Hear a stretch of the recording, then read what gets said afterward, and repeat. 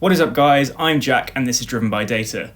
So in my first video we covered 5 of the best full-size luxury cars that you can pick up for under 10k, and in that video I asked you guys to comment down below as to what cars you would like to see in a future video.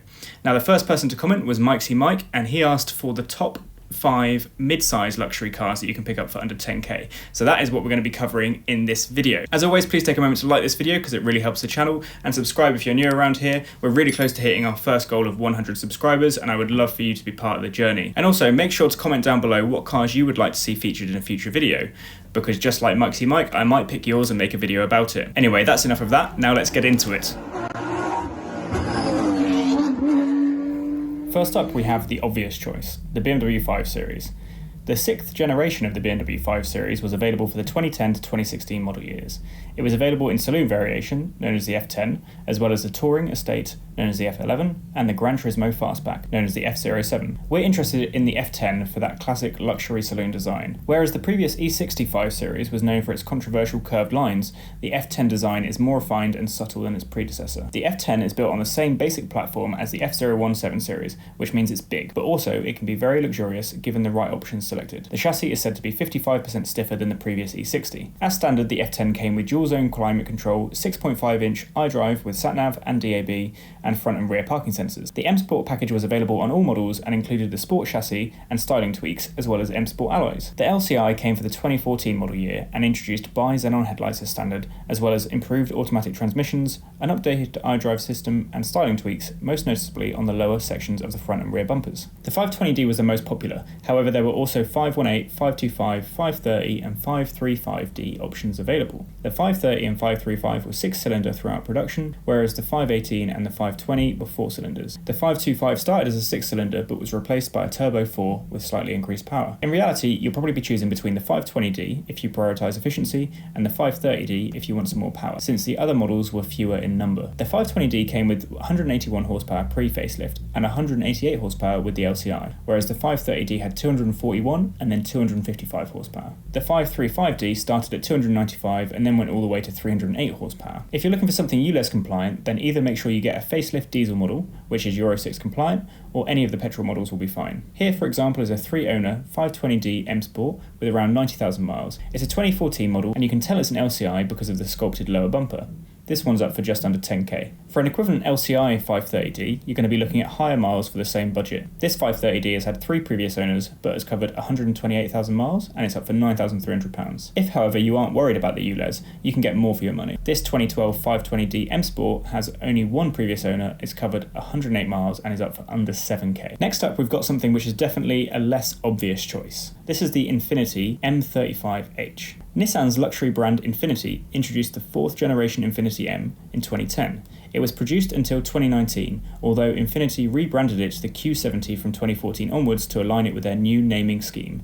For the purposes of this video, I'm going to just call it the Infiniti M. Immediately you'll notice the M's muscular design, with flaring wheel arches and curves. I still think it's an excellent looking car, even 10 years on. The Infiniti M could be had with a few engine options, including a 3-litre diesel and a 3.7 V6 petrol, but it's the 3.5 V6 petrol hybrid that we're particularly interested in. This was Nissan's first hybrid technology developed in-house, and it delivered an intriguing combination of power and economy, with 358 horsepower, 0 to 60 in 5.3 seconds, and a supposed 40 mpg, although real-world tests suggest this was much lower. All the models were rear-wheel drive, and in fact the M35H was actually listed in the 2013 Guinness Book of World Records as the world's fastest hybrid at the time. The M35H boasts a near 50-50 weight distribution, so it should handle well too. The batteries are placed between the rear seats and the boot, meaning the boot space is reduced. Nissan say these batteries are expected to have a service life of 10 years, and when it does eventually come time to replace these, you can expect to pay around 2 to 3k. There were 4 trim models, the GT, GT Premium, the S and S Premium. However, the hybrid only came in GT Premium spec. This included bi-xenon adaptive lights, a multi-drive mode selector, Bluetooth with audio, rear view camera and parking sensors, sunroof, heated and ventilated front seats, including memory driver seats, intelligent cruise control system, blind spot warning, lane departure warning, rear window sunshade, and a forest air system. Oh, and of course, it included an analog clock.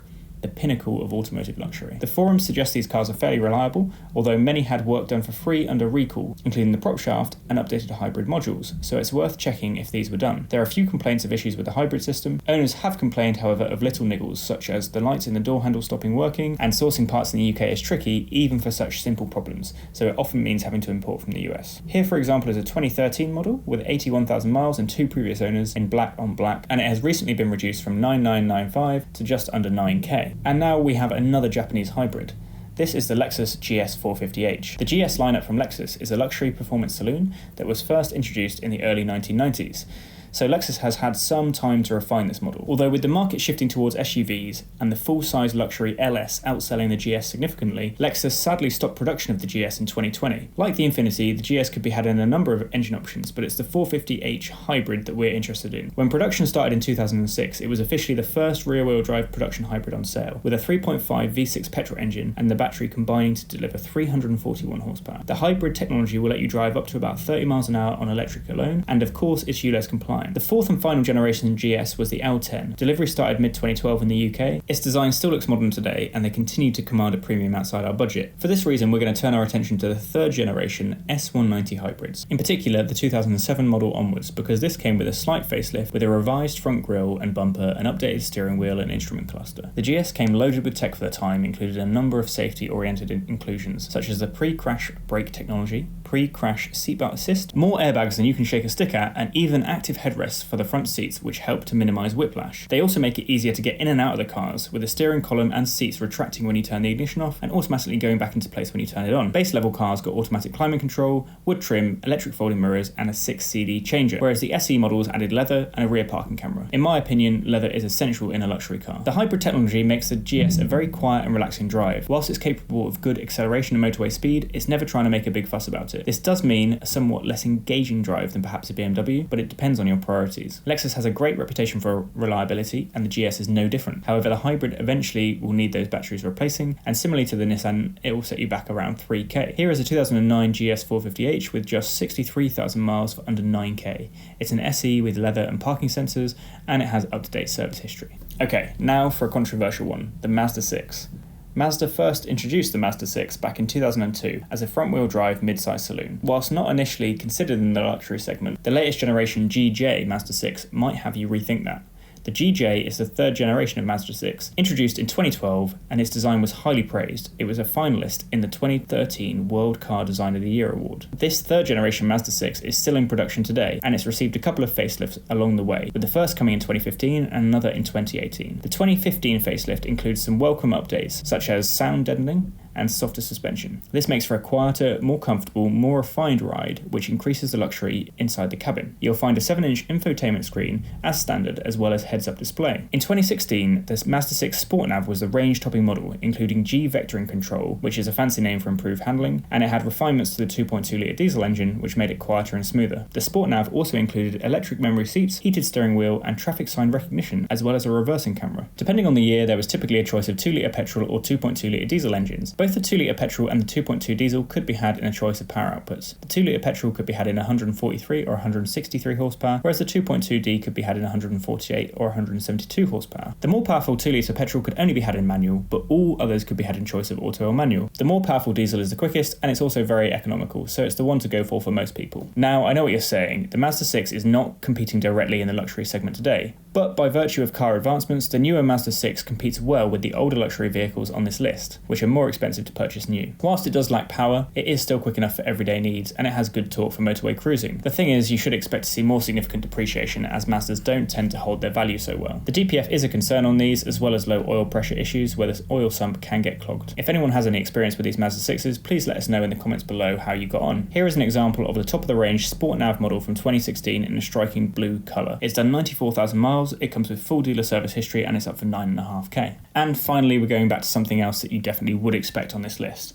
It's the Mercedes E-Class. The 6th generation E-Class from Mercedes was produced from 2010 to 2016 model years. It was available in several body types, including saloon, estate, coupe and convertible. But for this video on luxury mid-size cars, we'll be focusing on the W212 saloon variant. The E-Class was facelifted for the 2013 model year, and it was such a significant overhaul that it's akin to a new model. It included significant design changes, improved engines, and more equipment. For example, you will notice a large Mercedes emblem in the front grille, as well as single headlight assembly compared to the dual headlight setup on the pre-facelift version, as well as more aggressive bumper design overall. The facelift looks immediately more in keeping with modern Mercedes design language, whereas the pre-facelift may appeal to those who love that classic Mercedes look with the bonnet emblem and the pronounced silver grille. We're going to be focusing on the facelifted cars for this video. There are a couple of petrol offerings, most commonly the E200 petrol 4-cylinder, which produced 181 horsepower, and the E250 petrol, which produced 208 horsepower. But since the diesels sold in such higher numbers, that's where we're going to focus this video. The E220 BlueTech produced 168 horsepower and 295 pounds-foot of torque,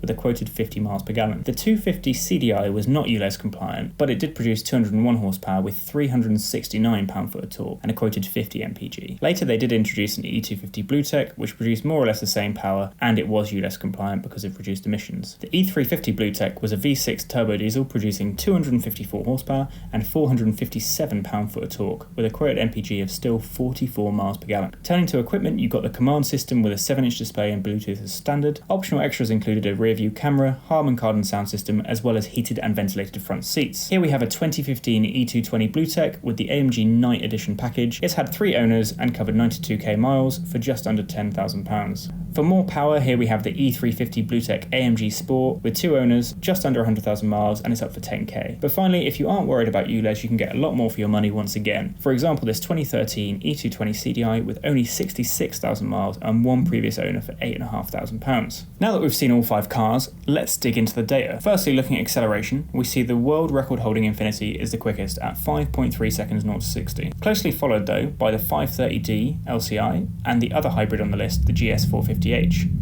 Looking at the smaller engine cars, the 520D LCI is the quickest at 7.5 seconds, with both the E-Class and the Mazda coming in at 8.1 seconds. Now turning to top speed, we see that the Mazda at 134 miles per hour struggles to compete with even the smaller engine Mercedes and BMW, whereas the larger engine diesels and hybrids are all limited to 155 miles per hour. Looking at power and torque, we can see that the Mazda actually has more torque than the E220 and both the 520Ds at 310 pound-foot of torque. The non-ULEZ E250 CDI has a considerable lift in torque over the E220 with 369 compared to 295. The 2014 520D and E350 BlueTech both have 254 horsepower. However, the Mercedes boasts an additional 59 pound-foot of torque. Whilst the hybrids have around 100 more horsepower than the large diesels, they struggle to match even the smallest diesels for torque. Now considering running costs, the 520D LCI has a nominal £35 annual road tax. That's 90% cheaper than the GS 450H, which is the oldest car on this list, and thus unsurprisingly has the highest tax cost. All of the other diesels are within the similar £150 to £200 band, and if considering the Mercedes, there is little money to be saved by choosing the more efficient engine. Fuel consumption will likely play a larger factor in your running costs, and this is where the hybrids struggle the most. The older GS manages a supposed 35 miles per gallon, and the Infiniti only 40. However, all of these MPG figures are based on pre-2017 NEDC standards, and as such, you will get even less in reality. The most efficient is supposedly the E220 BlueTech at 64 miles per gallon, but the 520D LCI isn't far behind. You can see that the facelifted 520D is almost 10% improved over the pre-facelift. However, the 530D and E350, both with figures at over 50 miles per gallon, represent a great balance of performance and economy. Finally, we have a new data point on this list, which was requested by Kennel in the comments on a previous video. It's insurance groups. And of course, the lower the better, as this will likely lead to a cheaper insurance premium. This is where the Mazda stands out, as it's only insurance group 23, whereas the E220 and 520Ds all sit within groups 33 to 36. It jumps up again for the E250, and the 530D and E350 are groups 43 and 44 respectively, and the Infiniti M coming in at group 45. So there we go guys, 5 of the best luxury mid-size cars you can pick up for under 10k.